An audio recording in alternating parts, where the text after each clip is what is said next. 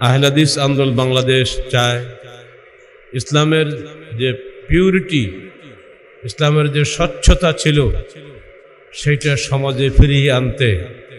আমার রসুল চেয়েছিলেন ইব্রাহিম আলাইহিসসালামের যে তৌহিদের আদর্শ ছিল সেটাই তার সমাজে ফিরিয়ে আনতে, কিন্তু তার বংশ তাকে মেনে নেয়নি। আমরাও চেয়েছি অরিজিনাল ইসলামকে সমাজের প্রতিষ্ঠা করতে, কিন্তু আমার মুসলিম ভাইরা ওটা মেনে নিতে চাচ্ছে না। সেই মুসলিম ভাই যেই হোক, আহলে হাদিস হোক, হানাফি হোক, যেই হোক না কেন, তারা এইটা মানতে রাজি নয়। এইকে বলে পপুলার ইসলাম, আর একটা হলো পিওর ইসলাম।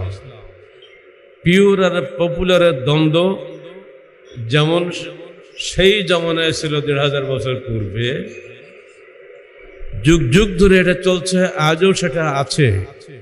চিরদিন এই সংস্কার আন্দোলন থাকবেই, তাদের জন্যই জান্নাত অপেক্ষা করছে।